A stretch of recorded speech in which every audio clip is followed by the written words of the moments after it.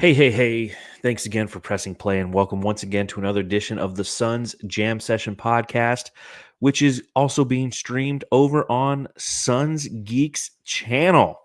We are once again doing the simulcast thing where we both have a lot to talk about. I know that you and Matthew did a great job talking after the Indiana Pacers game, and I listened back to that podcast. I was a little jealous, Suns Geek, because I know you've moved back to the Valley and it's got to be nice for you to watch Phoenix Suns games on Phoenix Suns time zones once again, and watching you two go back and forth. I'm like, you know what, Matthew, you take the night off. I want to talk to Brandon. So Suns Geek, how you doing, man?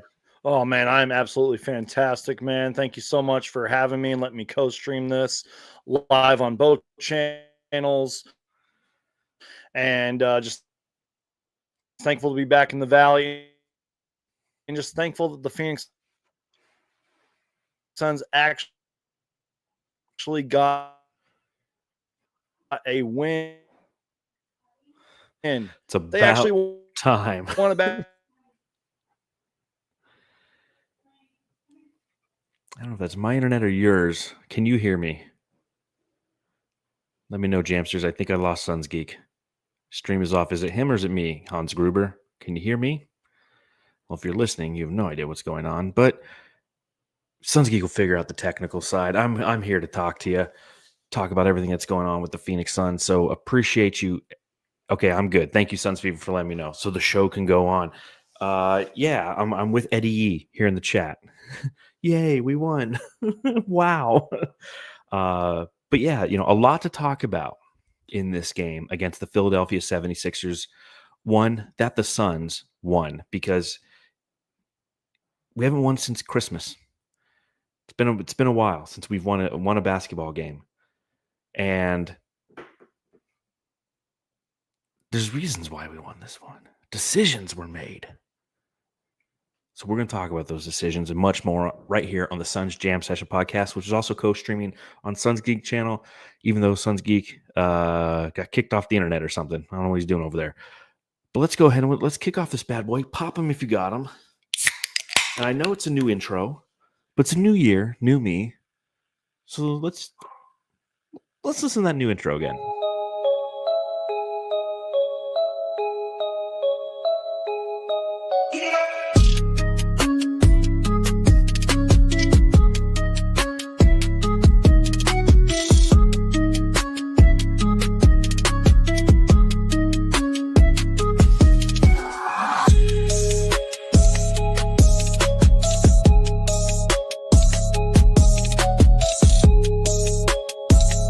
That's right, Suns fans. We actually won a basketball game, 16-18 now on the season, as the Phoenix Suns beat the Philadelphia 76ers by a final score of 109-99.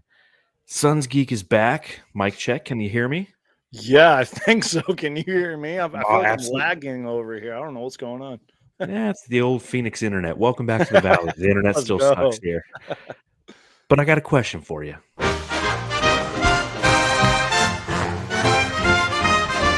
Matthew, I've got to ask. So, Suns Geek, I got to ask. A lot of hype coming into this game.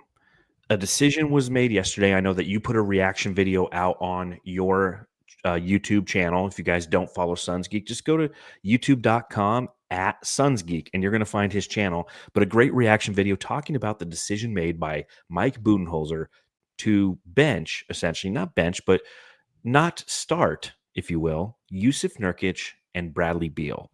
So tell me what you discussed a little bit about that video and tell me what your thoughts are on Mike Budenholzer making this decision.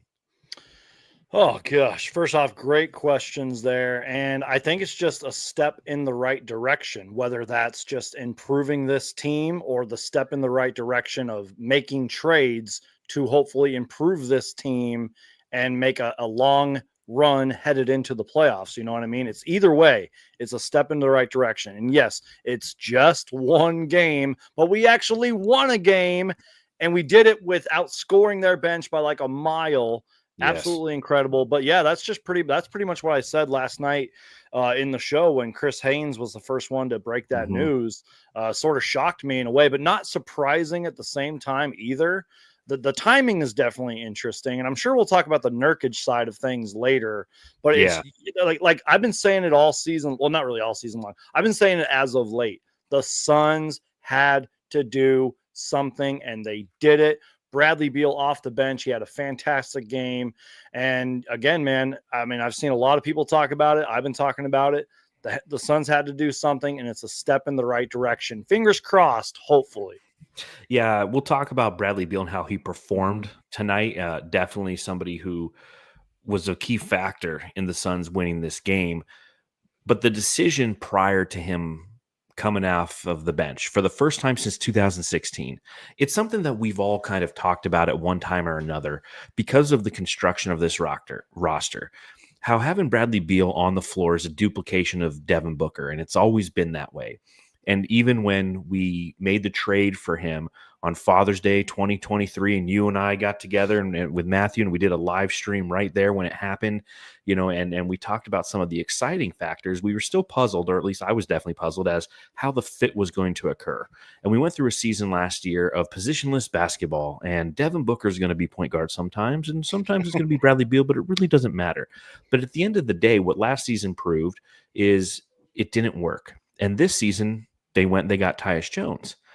But no matter what happens, Bradley Beal or Devin Booker, when on the court together, one of them is playing out of position. You can want, hope, and dream for positionless basketball all you want. At the end of the day, one of them is still playing out of position.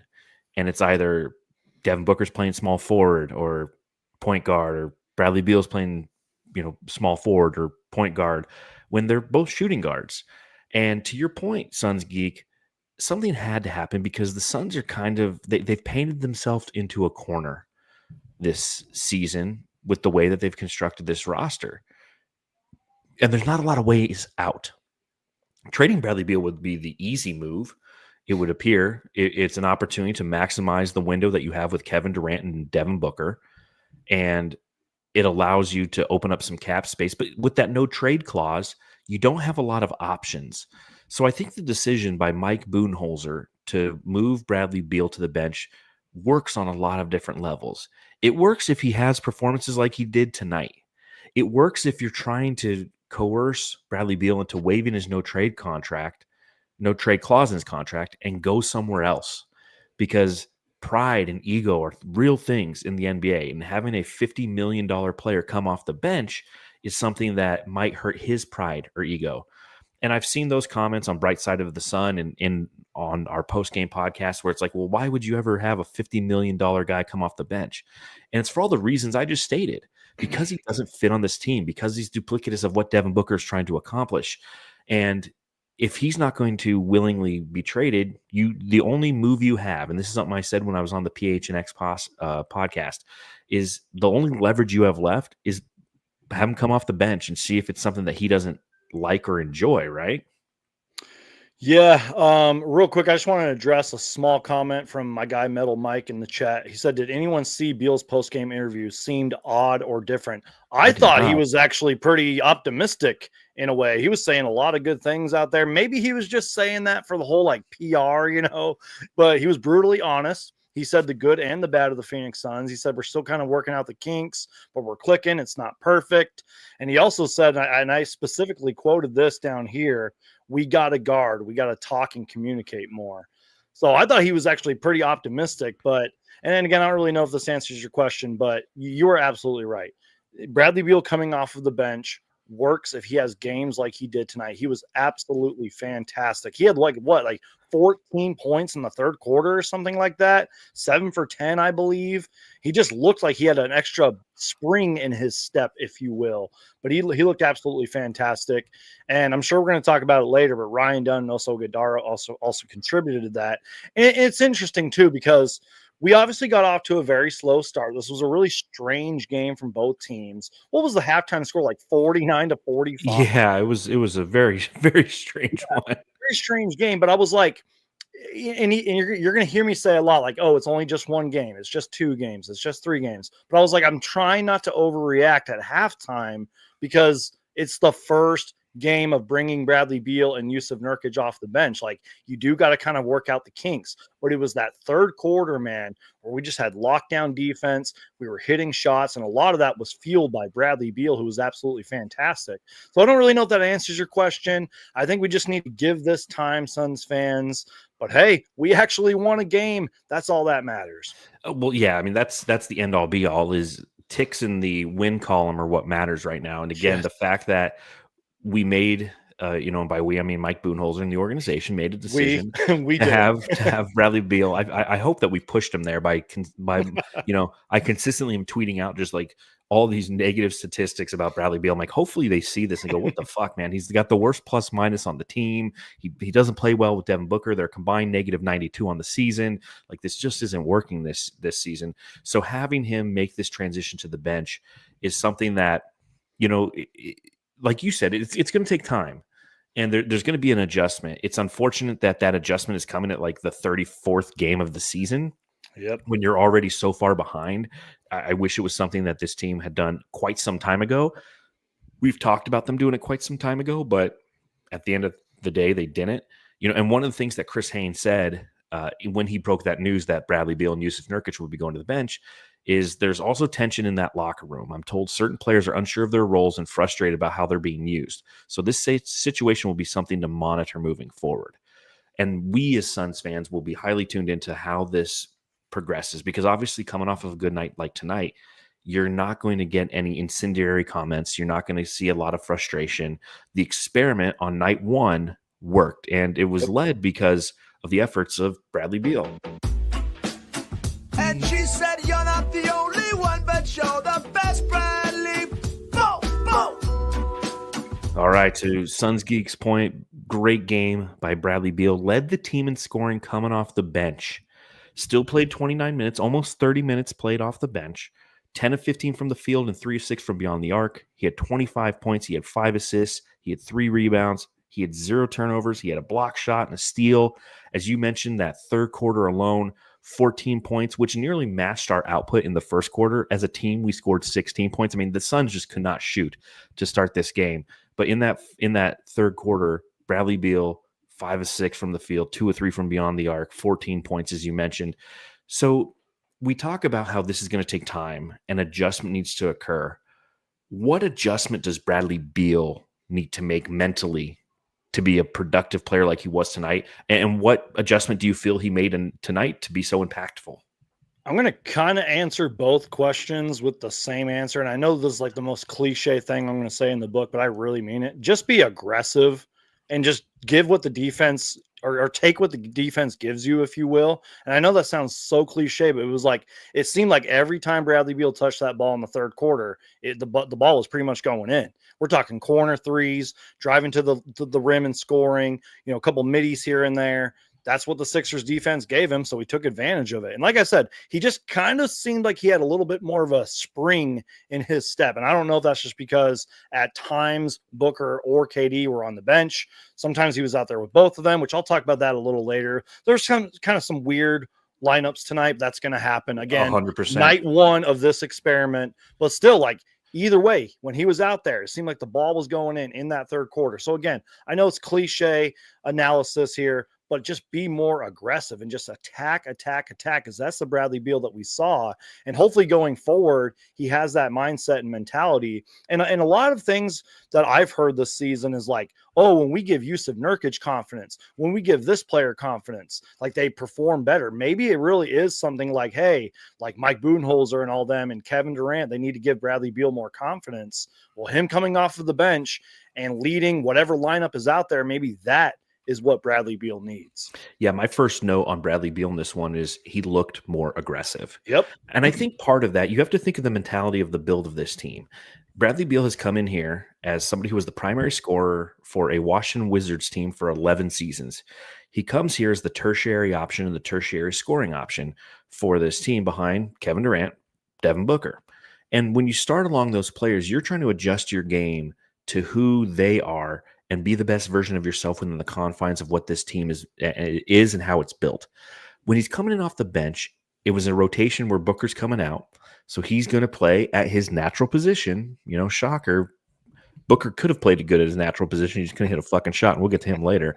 But Beal comes in his natural position. He's playing against the second team Sixers, and that's something to monitor going forward with this experiment with Bradley Beal coming off the bench, which is something I've been pounding the table saying for a season and a half. I was saying it this time last year. That you have him coming off the bench because it's going to change the pace. It's going to keep that constant scoring threat from the perimeter, from all three levels, because Bradley Beal, Devin Booker, not so much from beyond the arc, but Devin Booker's a 3-level scorer as well. It's going to keep that constant threat. And whoever's coming in off the bench is going to benefit from playing against second team players. And sure enough, Bradley Beal comes in. He's aggressive. He's hitting his spots, and he's just playing with that fervor that he was known for possessing while playing with the Wizards. And something that we've seen very, very few flashes of since he's come to Phoenix. There's been a couple games along the way where Bradley Beal has been that aggressive, but at the same time, that in control.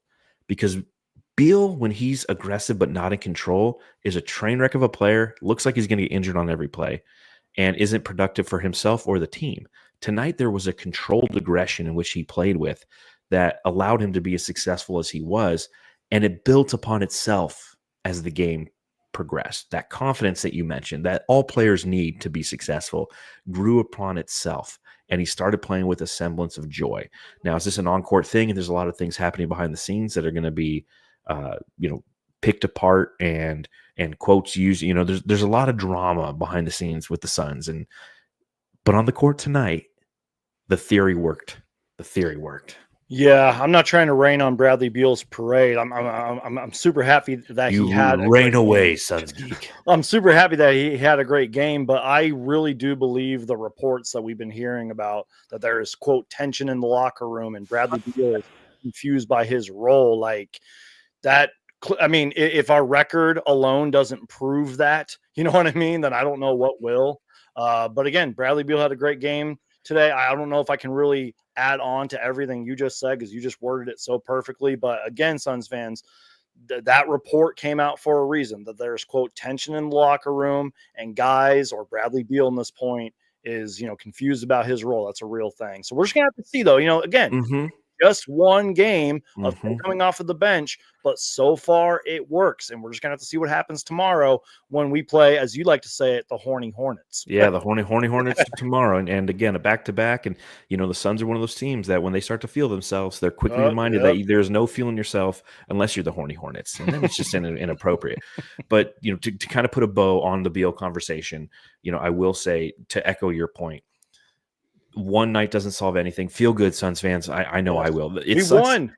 It sucks that it's a back-to-back, because you don't get any time to enjoy it, because tomorrow they play. It's like, why can't we win a game right before we had 3 days off? Just have 3 days of me writing nice articles on Bright Side of the Sun, not just incendiary blasting the Suns articles. I swear I'll probably get my credentials canceled because they're reading it like, dude, you need to stop, dude. Like, settle down over there, Voida. You're ridiculous. But looking at other aspects of this, obviously the other component is Yousef Nurkic going to the bench.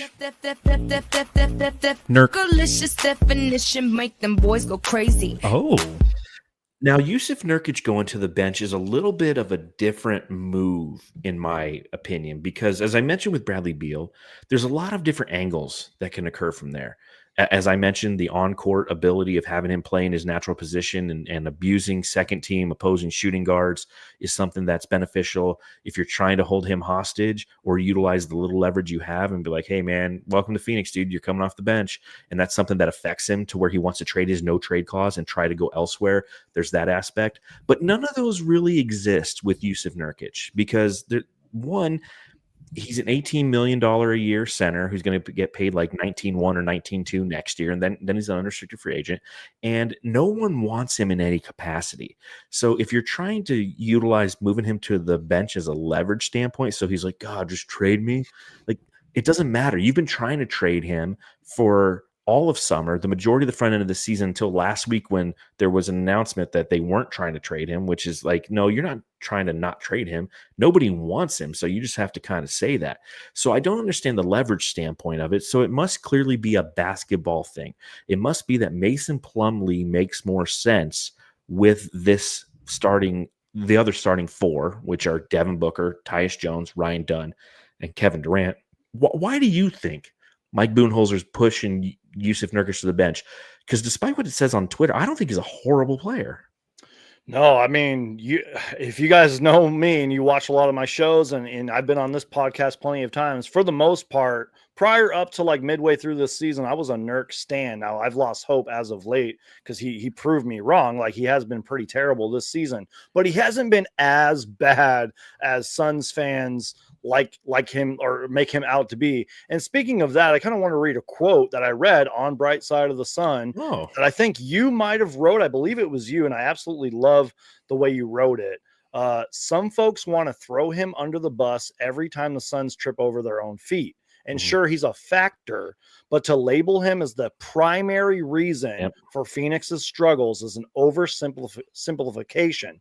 He's certainly not living up to the hype, which is why I said, like, I kind of, stopped being a stan midway through the season. Yes. But to say that he's the root cause of all this mess, not so fast. I think that sums up Yousef Nurkic's season right there. But to kind of get to your question here before I steer off to the other lane way too far, is I think, again, and I know I'm Mr. Cliche tonight, but it's true that we had to do something. And I kind of wonder if this was more of like a few players that said, hey, maybe we should try Mason Plumlee for right now. Just kind of switch. I wonder if this wasn't just a Mike Budenholzer decision. You know what I mean? Mm-hmm. I wonder if Mike Budenholzer was maybe talking. And again, I have no sources on this. I have no information on this, but I'm just going to guess. Maybe he went to Kevin Durant. Maybe he went to Devin Booker privately and was like, hey, what should we do about our center position? And maybe some of the players spoke up and say, we should try Mason Plumlee out there. I know a lot of Suns fans want Oso Ighodaro to start, and I know we're going to talk about him later, but I'm like, in this case, you got to kind of go with experience, in my opinion. But I will say, maybe Nurkic coming off of the bench won't be permanent. I don't know. I'm just saying. Yeah, and perhaps it's an effort for the organization to soften the blow for Bradley Beal. Like, hey, man, you're not the only starter who's going to the bench. And I see the comments, and I see how people are, Nurk is awful. He's the worst center in the league. Like shut up, guys. Like, he is bad. DeAndre Ayton is better than him. DeAndre Ayton gets paid twice as much money as he does. I would assume that he's better. And mind you, Portland blew a 22-point lead to the Detroit Pistons tonight. So I wouldn't want to change. I wouldn't want to change shoes with them, if you will. But I understand the frustration with Nurk. One of the challenges. Now you have to remember, a great defensive rebound guy, a great rebounding guy. Derek Coleman says he can't protect the rim, bro. But if you take a look at some of his advanced metrics, he actually has better rim protection as compared to other centers in the league than you might think. Because you watch Nurkic every night, you think this is the worst. If you go and you watch other teams every night, you start to see the lack of rim protection, the lack of size, the lack of rebounding, and some of the aspects that he brings that you don't really realize until the absence of him occurs. Now, big frustration with him is if you take a look at all of the centers who start in the NBA, who've played over 20 games, and you look at their field goal percentage, Nurkic is 25th. So his field goal percentage is very low, and that's another factor for people to be frustrated with Yousef Nurkic, is his inability to finish around the rim, right? He can't hit layups. He has no hops, and I get it. He's highly unathletic. I'm not advocating for him because of that. I'm just wondering why he's no longer the starting option for this team. Yeah. But at the same time, Mason Plumlee does make a little bit more sense, a little bit more agile, a little bit more fleet of foot, not much, but a little bit more fleet of foot. Mm-hmm. And the challenge that the Suns have is, in all honesty, we have one of the worst center rotations in the NBA, and that's because of roster construction. When you have Bradley Beal, when you have Devin Booker, and you have Kevin Durant, you're going to have to make sacrifices somewhere. We sacrificed at the point guard position, and we lucked out by getting Tyus Jones, but we don't have that same luck at the center position. And whoever we do get, because a move has to occur for this team, is going to still not check all the boxes. And it just comes down to what boxes are you going to be satisfied with, knowing that the majority of Suns fans are never satisfied with anything unless they check all 5 boxes. Nurkic checks, in my opinion, 3 out of the 5 boxes. And for somebody who is the 18th highest paid center in the league, that's okay for me. But that's me. Other people have different perspectives what those boxes should be and don't like him because he doesn't either check all the boxes or specific boxes that they like to watch. Yeah, and I mean that's what a GM looks for is if you check the boxes. So I think in the terms of Nurkic, you got to kind of think that way. And I just think that the Nurkic hate is just way too high. And again, that's coming from somebody who was a Nurkic stan, but kind of stopped doing that, throughout this season because he proved me wrong. And that's why he's on the bench currently. But I don't know. Maybe I have a feeling like maybe it won't be a permanent thing. I think Bradley Beal is a temporary permanent thing. You know what I mean? We're just going to have to see, but I don't know. Yousef Nurkic really isn't that bad, you guys. If he was, he'd be like our 11th man off the bench. You know what I mean? Like he's really not as bad as Suns Twitter makes him out to be. Yeah. And, No, I completely agree. And at the same time, it's valid if you don't like him. And I see, some people, God, who said it in there, come on, guys. Don't judge us for hating on Nurk. Clearly, we ain't the only ones who thinks he stinks. Just ask all the other teams. LOL. His stock is in the pooper. 100%. 100%. I completely agree because we can't trade him. Because if he was great or even what some would define as serviceable, yeah, he would be playing for. That's a word I team. use, serviceable. Yeah, because but for me personally, I think what has happened with Nurkic is I've hit this point of acceptance with him. I think that's honestly, what I've come to realize is like, you know what? I accept Yousef Nurkic for who he is as a player. He doesn't overly piss me off. Am I frustrated at times when he plays? Of course, because, I watch basketball and he's not always great. But at the same time, like I've just reached this level of acceptance that the majority of the fan base just hasn't. And that's okay. I'm not, if you guys don't like Nurkic, but I will say this, because again, I see the comments where it's like, he don't protect the rim. All right. Well, I'm going to pull this up real quick. Mm-hmm. This is Yousef Nurkic's interior defense. He's an A- in rim protection, graded out by bballindex.com. Okay. He's in the 80th percentile. His help defensive talent is an A. His post defense is in the 96th percentile. That's an A+. His screener mobile defense and his scrim rim defense are A and B respectively. He's not as bad as you guys think because you're not seeing what other players are doing night in, night out, and how bad they are. Look at Philly tonight. No Joel Embiid, no Andre Drummond, mind you, but both of those players have been spotty, and so that team, because of their constant injuries at their center position, have zero rim protection.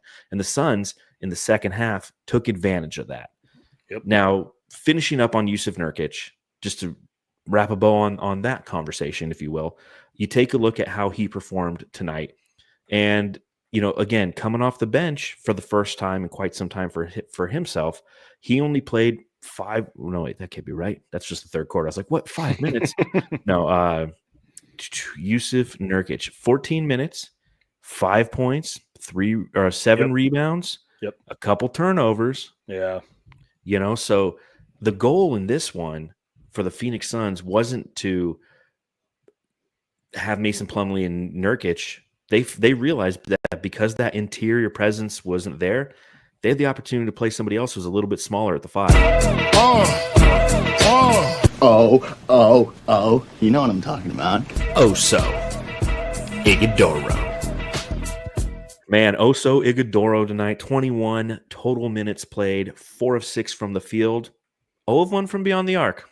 He did have to hoist up a last-second three. I think it was his first three-point attempt of the year, and it did hit the rim. 8 total points for him. He had 6 rebounds, 3 assists, a couple turnovers himself. But Oso Ighodaro, a +6 on the night. He looked fantastic in this game, Suns Geek. Tell me what you saw from Oso Ighodaro. Oh my goodness. Even though I said that Mason Plumlee should be starting and then you want to go with experience, this is where I kind of get why fans are like, Oso should be starting. The only reason I say he shouldn't be is just because he's a rookie. That's not really his fault. Hey, Ryan Dunn's starting. Yeah, right. Maybe in the future he can start, but not right now. Because again, we're only on game 1 of this experiment. And I'm sure Mike Budenholzer, I referenced this earlier in the podcast, I'm sure there's going to be a lot of weird, wonky lineups out there. But until he can find something that works, it will work. And I believe Oso Ighodaro was a part of that third quarter kind of surge and that defensive surge that really helped win us this game. He was great tonight, man. 2 plays specifically that stood out. Well, I guess it's 3 actually. He forced a turnover. I don't know if it was on Paul George. It might have been on Paul George. First a turn. I can't talk. First forced a turnover, excuse me. He had a sneaky sort of reverse move on Kelly Oubre, former Phoenix Sun Kelly Oubre, who, by the way, lit us up tonight. Yeah, he did. And then he Yeah, had like a he roll, did. like a rim rolling dunk on the next possession down. Like Oso was fantastic tonight. He must be over the flu because he looked good energy wise, just doing what he does out there, setting hard screens, rolling to the rim, man. I think he was like a receiver on a beautiful pass. I don't know if it was somebody got him like on a beautiful pass and a dunk. It was just nice, man. He had a great game tonight. And, you know, you see the stats in front of you. I believe he had a couple of turnovers and a couple fouls, but who cares? Like, he's a rookie. 21 minutes tonight in the first game where Bradley Beal and Nurkic are coming off of the bench. That's absolutely huge. Yeah, there's not going to be a ton of games where size is going to work in the favor of the Phoenix Suns, I feel.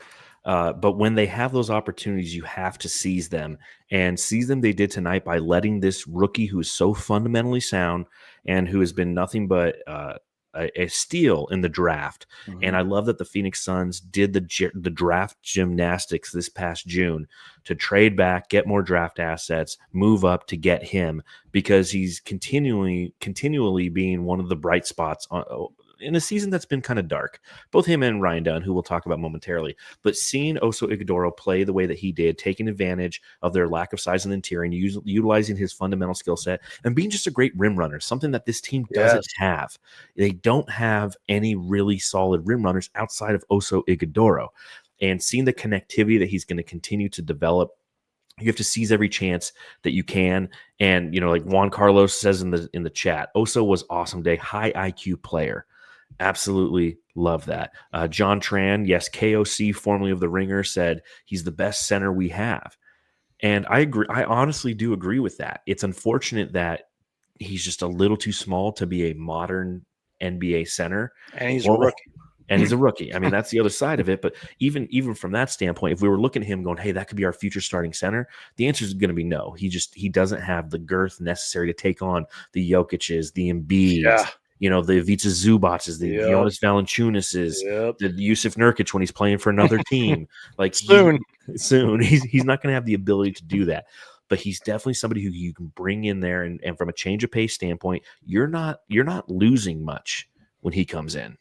Yeah, and I mean they're you know, some teams really do go off small ball too, so that's when Oso can be very serviceable. Yes, clearly the Sixers were doing small ball tonight. And by the way, I want to give a shout out to my boy Philly Take with RB, who does great content covering the Sixers and the Eagles. He had a tweet that reminded me of so many Suns fans. He said, and I quote, "Here's an idea. Put a center in the game who will defend." I love that. I was like, that sounds like Suns fans, man. I retweeted that so fast, but it just reminded me of that. And like, you know, obviously no Embiid tonight, no Andre Drummond, so they had to go small ball. But clearly their center position tonight was really bad. But yeah, Oso was great, man. And you know, I keep picking on him because he's a rookie, but I also want to encourage him because of that, because he's going to continue to learn. He's going to continue to grow. And you're learning from some of the best players like Kevin Durant and Devin Booker and all of them. And even though our center, you know, lineup right now is bad, you're still learning from veterans like Yousef Nurkic and Mason Plumlee. So this guy can only continue to grow, man. That's why I wish so much, because Nurkic and Mason Plumlee both have size, although obviously Nurkic has more size. If there's any world where we can go and get a Nick Richards or a Nick Claxton or one of those guys, he's going to give the Suns so much more flexibility, because to your point, bringing in Oso gives a wrinkle to this offense and defense, because he is a good defender too. Like, he's a plus defender, as you mentioned, turnovers.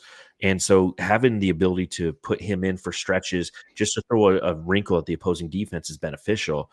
And that's the challenge with Nurkic and Mason Plumlee, is they're somewhat like Bradley Beal and Devin Booker starting, where it's a duplication of the same guy. You kind of have that in your center rotation. So it'd be nice to have a center who has that rim running ability, a little bit more size and a little bit more athleticism to kind of to bridge the gap between Nurkic and Oso, or Mason and Oso.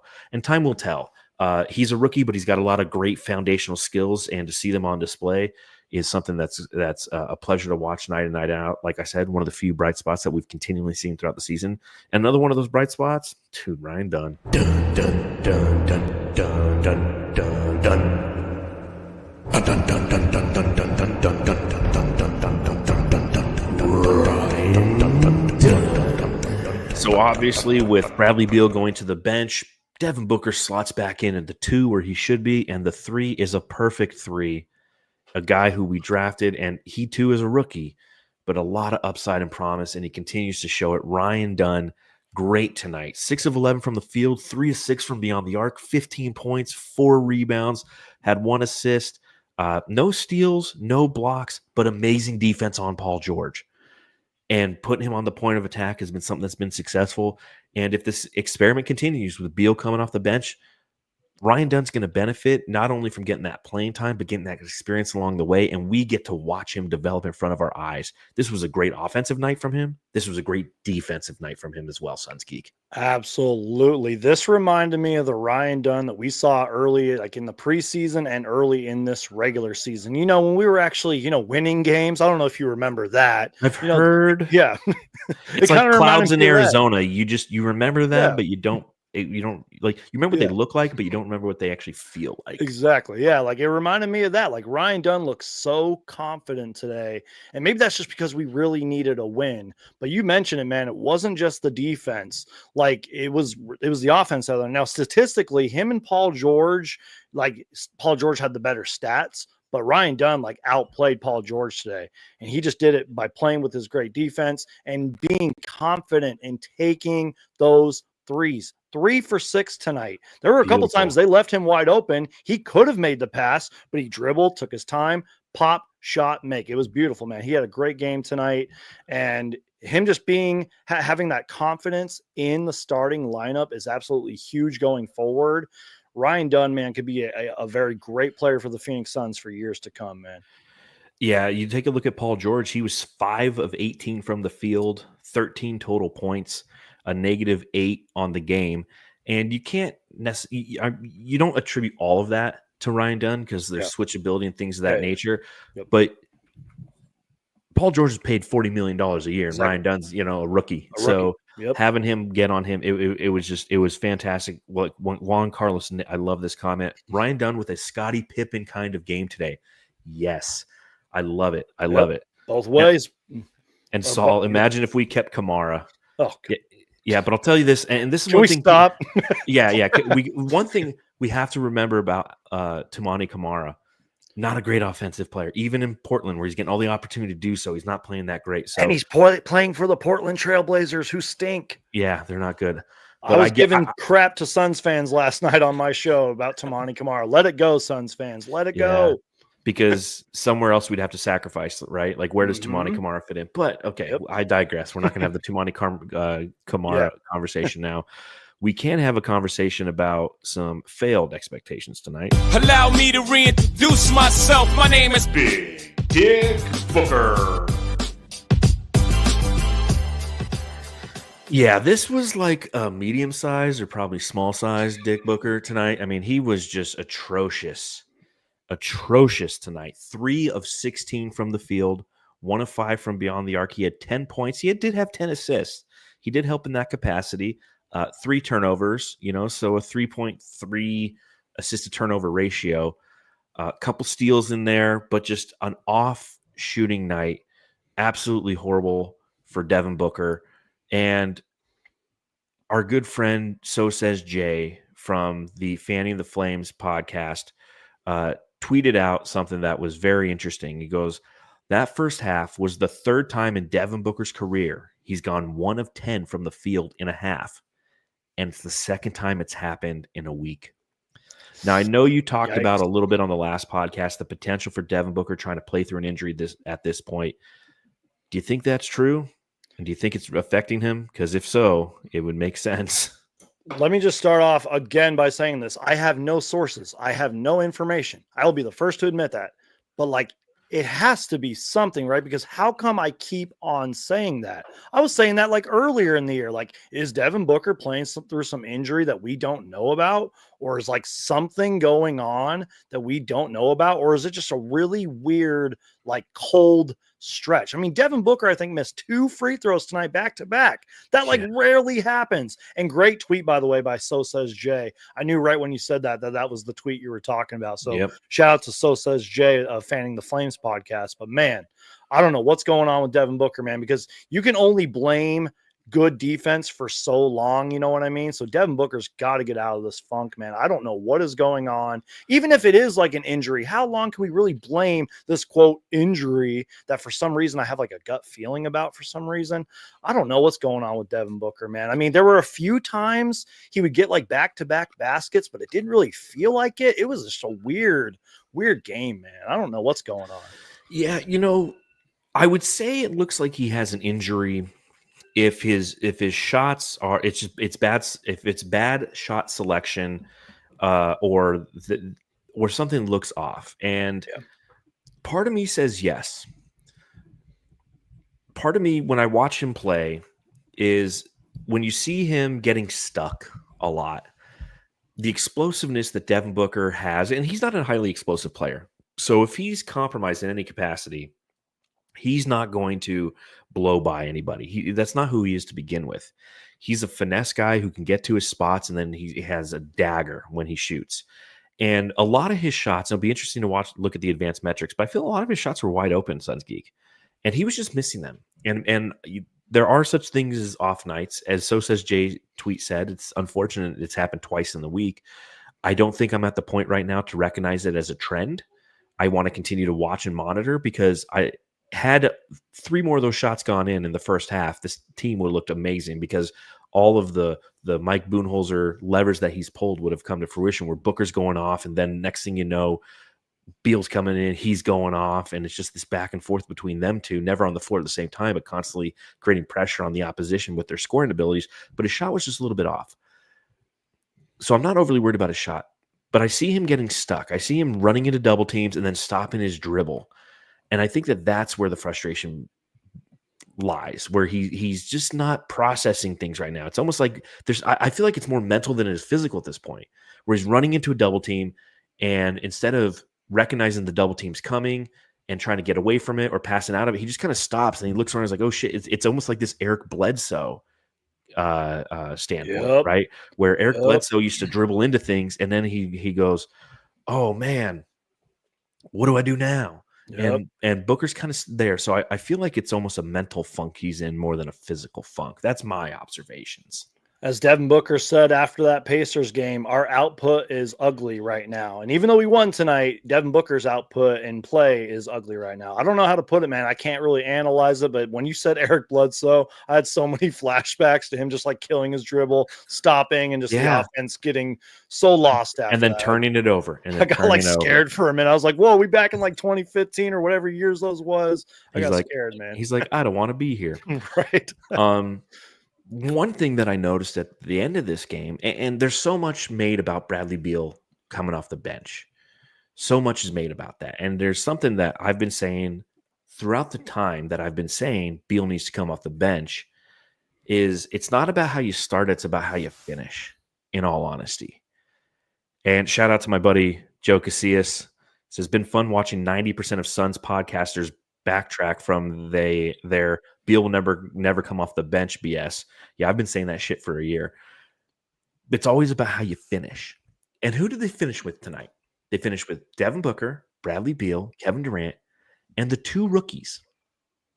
And also, now granted, that's because of the lineup change and who they're playing against, and the fact that the Suns won the battle in the paint, which is something they very rarely do, but they outscored Philadelphia 40-34 in the paint tonight. Ooh. But what I'm taking from tonight, and the one glimmer of hope that we've had all season, youth is a good thing. Youth is a good thing. You saw it when Ryan Dunn was locking up Paul George. His tenacity is constant because he's youthful, because he has the energy to do so. So much of the challenges that this Phoenix Suns team has faced up to this point of the season is the fact that because they're the oldest or second oldest team in the NBA, you can't keep up the effort all night long because you just don't have the energy. But when you have that injection of Ryan Dunn and you got Oso Ighodaro closing the game, and you have this injection of youth and energy, it slows down opposing teams. It slows down the Paul Georges of the world. You see Tyrese Maxey, the guy's just done nonstop, right? Just nonstop. So it's a good thing to see. What did you think about the Suns ending with that lineup, ending with Bradley Beal? Because again, it matters, right? Not necessarily who you start, who you finish with. And that's kind of why I referenced earlier in the show. I was like, I wasn't really panicking at halftime because first off, both teams were shooting bad. We can pick on the Suns all we want, but the Sixers were shooting just as bad.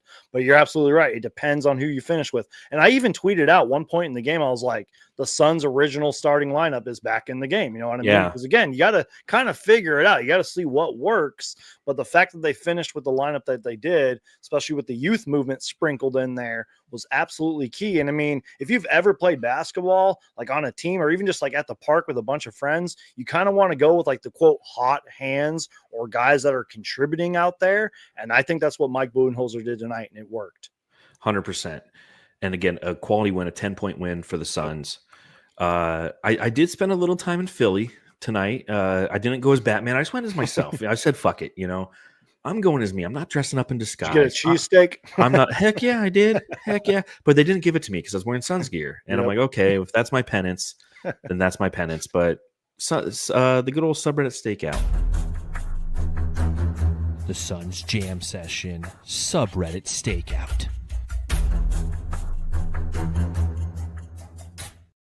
Right. Some good comments in this one, considering the Suns started horribly. For those of you who didn't watch the game, you didn't have to suffer through watching the Suns score 16 points in the first quarter. It was their second lowest first quarter point total of the season. The only other time they scored that few was the 14 points they scored against the Oklahoma City Thunder in that game where no one could score. But in that first quarter, 2 of 6 from beyond the arc, 5 of 19. They shot 26%. They were down 23-16. So after all that horrible offense, Philly couldn't score either. But that's how it started, and that made for some good comments in the subreddit stakeout. Wow, the Suns are doo-doo. That was a good one.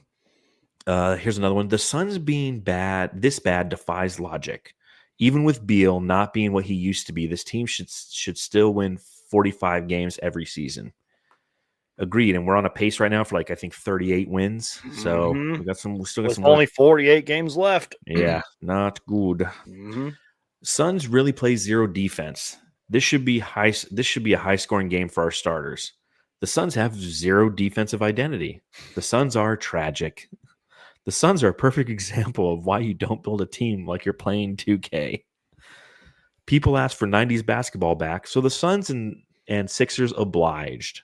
Because to your point a little bit earlier in that first half, it was 46-42. Mm-hmm. And then it changed a little bit in the second half. The Suns, who had 42 points in the first half, scored 36 points in the third quarter, 31 in the fourth. So 2 stellar quarters back to back. Just a great second half. And that's when they started turning on each other. And they're very upset with multiple players. They were dogging on Tyrese Maxey throughout and how he's a ball hog. And if Embiid's not out there, then Maxey just tries to take over, and he doesn't play well. And there's an issue there. And Maxey, ultimately at the end of the game, led them in scoring. He had 31, but his 11 of 25 from the field. He was 6 of 14 from deep. So a lot of inefficiencies to get there. But the Paul George comments are always great. Sixers signed a more expensive Tobias Harris. And trust me, because again, my guy Philly take with RB, Romp 2.0. So I know so many Sixers fans who are content creators, they hated Tobias Harris. Think the Nurkic they did. Think the Nurkic hate, but triple that. It's because they paid him so much. Yeah, exactly. If it weren't for that, I don't think they would have hated him so much. It was like us with Landry Shamet, right? Yep. We couldn't stand Landry Shamet, but then the fact that we'd signed him to an extension and paid him $10 million a year, man, fuck this guy. Also with Bradley Beal too, it's the whole contract thing. Well, a big thing. That's the big thing with Bradley Beal. It's a no trade clause on a $50 million contract through 2027. It's like this triple whammy of just. Paul George literally makes me sick to my stomach sometimes. Paul George couldn't drive past PJ Tucker with his shoes tied. And then my favorite comment of the night, and let me see if I can do this real quick. It's been a while, so.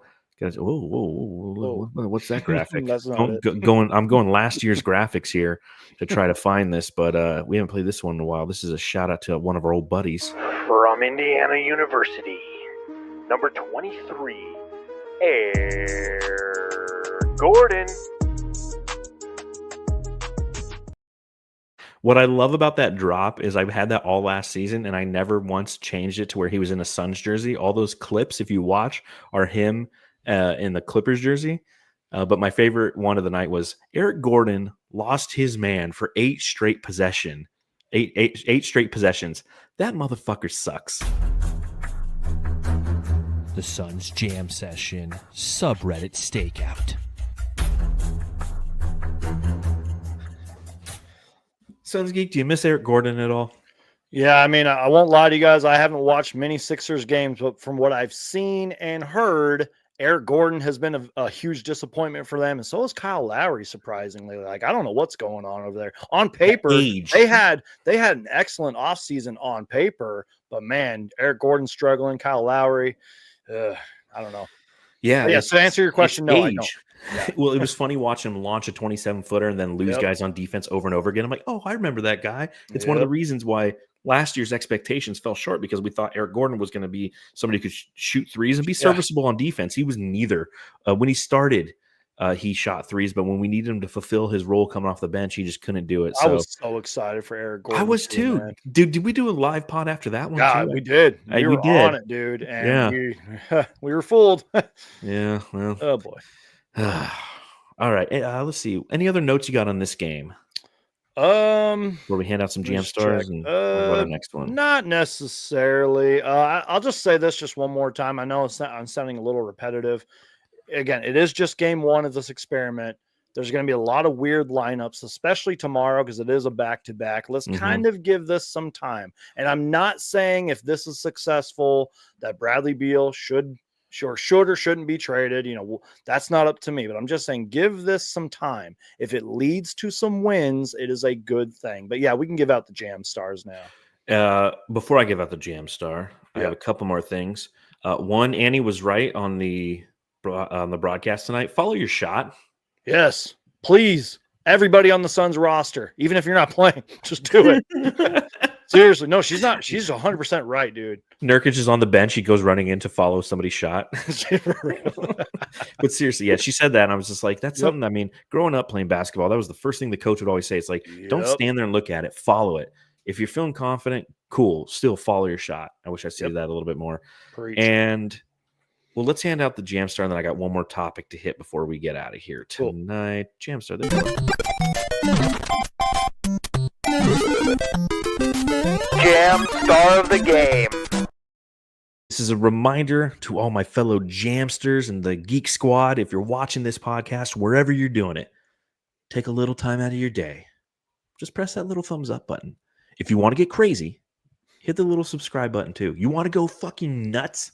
Hit the little notification bell. It'll let you know anytime either one of us go live. We truly appreciate it. It's the best way you can support our channels and what we do to provide Suns content as much as we do. It's also an opportunity, if you happen to be watching, in the chat, let us know who your Jam Star of the game is. Suns Geek, who's your Jam Star of the game? I mean, obviously, it's got to be Bradley Beal, right? I mean, he was absolutely fantastic tonight. But you know me, I have to keep this tradition up at this point. Yes. I know it defines who is your honorable mention. I know it breaks the rules of the Jam Star of the game, but I have to do it. I'm going to give two honorable mentions because they're kind of 2 in 1 here. The rookies, Oso Ighodaro and Ryan Dunn. I love it. Those are my Jam Stars of the game. But it is Bradley Beal. Yeah, looking at what the Jamsters and the Geek Squad are saying, they're right there with you. Suns Fever 83 says Jamstar tonight is Beal. CL Oracle, Beal for Jamstar. He earned it with a little rock on. David Yolovich, hit the like button for 2 pod legends. I don't know who they are, but just do it anyway. Who are those guys? But yeah, I mean, Saul, Beal for Jamstar with Dunn and KD, honorable mention. We didn't even talk about Kevin Durant, but great game by him. Great game by him. I love this. I'm using this, John Tran. Manu Ginobili being the 6th man coming off the bench. That's like, I'll write an article titled that. Do it. Mary 16, Jamstar's got to go to Beal. The rookies for Rodriguez. Yes. Manu Beal from Freddie Miramon. So it's catching on. Bradley, best 6th man in the league, Beal from Juan Carlos. And I'm right there with all of you. I think, real deal, ideal coming off of the bench Beal is what we needed. It's what I've been asking for. Just give it a chance. We gave it a chance. Again, it's a process. There's going to be down games as well. Yeah. Mm-hmm. But if we have more positive games than down games, then it's a good thing. And we need good right now. We need it. We need to come and do these post-game podcasts and have a little joy and excitement in our hearts instead of another loss. What the fuck? Why can't we do anything? So, but with all that being said, one thing I did want to talk about before we got out of here is talk about a tweet by John Gambadoro. Mm-hmm. And he said, as for Beal, the no trade looms large. He could have went to Milwaukee before he ended up in Phoenix, but that was turned down. Have heard he would waive no trade for LA. Doesn't specify if it's the Lakers or the Clippers, but LA, Miami, Denver. But I do believe there are a few others that could ultimately decide work for him. Do you think that Bradley Beal at any point would waive his no trade clause? I'm so glad we got to talk about this. Even though, again, we're just on game one of this experiment, this is what I was saying. It does not mean that Bradley Beal will not get traded. I still believe that a trade is going to happen. Now, where is he going to get traded? Does that mean Jimmy Butler is going to come to Phoenix? I have no clue. But I do believe that Bradley Beal will get traded. And I'm not just trying to say that because, for the most part, he's had even though statistically he's been pretty good, he has had a sort of a down year, and everybody picks on him because of the contract, yada, yada, yada. Bradley Beal, get Bradley Beal off my team. Bradley Beal this, Bradley Beal that. Let's take a break for a minute, Suns fans. He is still on this team, but because he is now on the bench for the foreseeable future, I do believe this is step one, especially since Gambo, who's been covering Valley sports for years now, probably decades, is reporting this. Brian Windhorst, Mark Stein, I could go on and on. Shams Charania. You don't get all of those people reporting on all this stuff if it's like a bunch of lies. You know what I mean? And again, I have no sources, but it's like we keep hearing things. There's tension in the locker room, stuff like that. I believe a trade is going to happen. What will that trade look like? I don't know. Your guess is as good as mine. But stay away from the trade machine, Suns fans. Don't do that. It's like a drug at this point. Don't do that. But before I get too long-winded here, I don't know where Bradley Beal is going to end up, but I do think a trade is coming at some point. And again, when Gambo tweeted that stuff out, man, I was like, this is getting like real now. You know what I mean? Yeah. When Gambo starts saying things, there's a lot of chatter, and he doesn't miss very often. Yes. He doesn't put his information out there unless it's generally correct. It's he's batting pretty high. And to hear that there's teams that he'd consider waiving his no trade clause is news to my ears, in all honesty. And I love seeing games like this, because if you see things like this, if Bradley Beal's buying into this and he's playing well, and we can get out of that contract somehow, like, please. Now, I don't think Denver would want him. I don't know if any of the other teams on his list, like LA and Miami, certainly doesn't want him, or that could have potentially been done. And he could have joined Miami last offseason, but he didn't. I think they don't. But knowing that he could be open to doing it, and to your point, moving him to the bench is the first step. And I'm kind of wrapping up this podcast where I began it, talking about Bradley Beal and this moving him to the bench and what it means. And what it means is it's a step in that direction. It's a step in saying, hey, it's not working. It's not working. We need to find something that does work. If it continues to work and we don't trade him and we can go and win a championship because of his willingness and sacrifice to do so, to say, I'm going to step and play off the bench for periods of the game, knowing that he's most likely going to end the game we'll love him forever, but he's got a long way to go, and this team has a long way to go. And if they have an opportunity to trade him and press reset on this build around Booker and Durant, you need to do that, because that window's closing fast. And that needs to be a priority. And if you punt on this season, if you trade Bradley Beal, if we get to the point where we're so bad and we have to punt on this season, and you're trading Bradley Beal just so you can maximize the window around Kevin Durant, Bradley Beal, Devin Booker, you fucking do it. You do it every time, and you do it again. You got to maximize your opportunity to build around Booker and Durant, not Beal. Beal was a bad move. Yes. And I was going to say that too, is like, Bradley Beal had this one like post-practice interview where he was like, oh, they've been putting me in trade rumors for 10 years when I was in Washington. And he said, until they come to me, he's like, I'm playing for the Phoenix Suns. I think we all kind of need to remember that. But again, the fact that so many like insiders who actually have information are reporting, we're hearing this and we're hearing that. And now it's LA, now it's Denver, now it's Milwaukee. Milwaukee was kind of surprising. It's like, I do believe that the writing is on the wall with him waiving his no trade clause. Yes, and I want to specifically kind of, and I'm kind of paraphrasing, I think it was Brian Windhorst who said this, and just kind of to remind Suns fans, I mean, heck, I can't predict the future. You can't predict the future. We could all wake up tomorrow and, you know, Jimmy Butler could be traded. Bradley Beal could be traded. But I just want to say something that Brian Windhorst said. There's going to be a lot of talking. There's going to be a lot of like rumors and reports. You know what I mean? That's the game. Yeah, exactly. So when he said there's going to be a lot of talking, I truly believe like 28 or 27 teams, if not more, are on the phones calling about Jimmy Butler and maybe even calling about Bradley Beal now. Who knows? Like we're still, even though we're in January and, you know, we're still early in January, I feel like we're kind of still in the early process of this, but I do believe a trade is going to happen soon. I just don't know when. What are your thoughts on Jimmy Butler? You want him on the Suns? I'll just say this because we talked a little bit about this with you know, Matthew Lissy, and I've talked about it on my show. But to answer your question, straight and simple, I think I do want him on the Suns, but I don't know if it fixes all of our problems. Yeah, I'm beyond it now. I've thought about it for too long. You're over it. Yeah, it's obviously somebody who, you know, it's like one of those relationships, and we dealt with this, and we'll always deal with this with Kevin Durant, right? Like he signed a max extension and instantly wanted out. Yep. Bradley Beal did the same thing, but he just has a no trade clause. Yep. Butler's old, and what I talk about today? Youth. Yep. Youth is the answer. Butler's not the answer. We don't need another prima donna coming in here, and then we have to sign him to another big deal. And if he's not happy, then we're dealing with that drama. Like we need youth. We need, you know, and I don't know if there's a move that fixes that and gives us that, but we'll see. But I think you go ahead, please. I was just going to say one final thing, and I talked about this passionately yesterday on my live show. And this is just my personal thinking here. In the very slim chance that the Phoenix Suns actually press the rebuild button or the blow it all up button, they're not going to do it without going to Devin Booker and Kevin Durant first. I wanted all the Jamsters to hear me say that. You go to Kevin Durant and Devin Booker first and you say, hey, clearly this failed. Clearly this is not working. Is it okay if we go in a different direction? I'm just saying, Suns fans, you don't just blow it up in the middle of the season. They're not going to do that. And real quick, one final thing on the Jimmy Butler thing.